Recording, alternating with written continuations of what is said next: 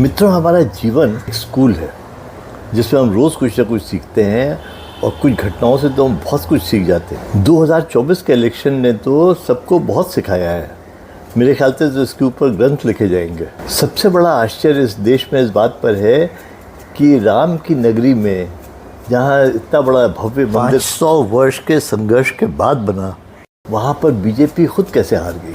पर जो ये सोचते हैं वो मंदिर को समझते नहीं है। मेरे ख्याल से मंदिर हमारे यहाँ आस्था से ज़्यादा एक कल्चरल सेंटर रहा है, जहाँ पर कि लोग एकत्रित होते हैं, लोग कल्चरल एक्टिविटीज़ होती हैं, उसमें पूजा भी होती है और एक पूजा भी सामूहिक पूजा होती है, इंडिविजुअल पूजा नहीं होती है। मंदिर में सबसे ज़्यादा आनंद आता है कीर्तन में, क्योंकि वहाँ पर एक मास कलेक्ट होता है and then you become a part of that mass and then वो जो एटमॉस्फेयर होता है वो बिल्कुल अलग होता है, बजाय इसके कि आप अकेले में मंदिर में जाके भगवान के सामने हाथ जोड़ के और कहें भगवान चढ़ावा दे रहा हूँ, 100 गुना कर देना।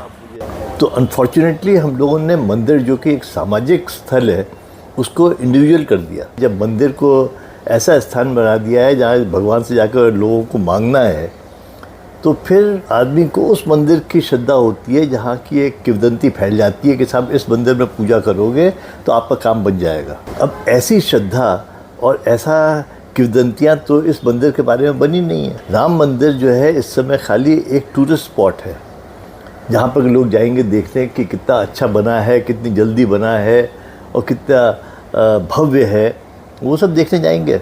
पर वो श्रद्धा नहीं होगी, क्योंकि वो श्रद्धा आती है किंवदंतियों से कि साहब यहाँ पर मैंने लंगड़ाता हुआ गया था और यहाँ से मैं ठीक होकर निकल गया, या यहाँ पर जो है जो मांगोगे वो मिल जाएगा। तो अपनी मन्नत की एक जगह होगी जहाँ पर कि धागा बांध दो। तो अनफॉर्चुनेटली इस मटेरियलिस्टिक दुनिया में हमने मंदिर को ट्रांजैक्शनल प्लेस बना दिया है, जहाँ पर you bid something and you get bumper return. कि मैं सनातनी आर्य समाजी हूँ, भगवान में विश्वास करता हूँ, मंदिर जाता हूँ, पर मैं भगवान को सिर्फ मंदिर में नहीं पूजता हूँ। जैसे आर्य समाज में होता है 5 तत्वों की पूजा करते हैं, किसी मूर्ति की पूजा नहीं करते। पर मुझे ऐसा नहीं है कि मैं मूर्ति से घृणा करूं या मूर्ति में विश्वास न करूं। मूर्ति ठीक है, एक अपनी जगह है, वहाँ जाइए, सब लोग उसके सामने हाथ जोड़ रहे हैं, मैं भी जोड़ूंगा, सब लोग वहाँ पर माथा टेक रहे हैं, मैं भी टेकूंगा। I want to become a part of the crowd, that gives me a feeling of togetherness. ये मंदिर के द्वार बंद रखे जाते हैं और वो सिर्फ आरती के लिए खोले जाते हैं, जिससे कि भीड़ आए और कलेक्टिव आरती हो सके।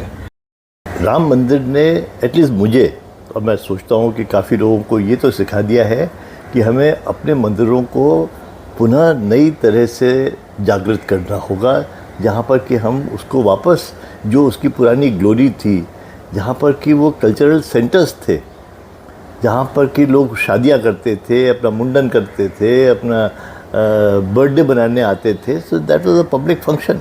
जो भी वहाँ पर उपस्थित है, जो भी श्रद्धालु हैं, वो सब उसके पार्ट बन जाएंगे। तो मंदिरों को वापस उस स्थिति में लाना होगा, बजाय मैरिज गार्डन के मंदिर में पूजा करनी होगी।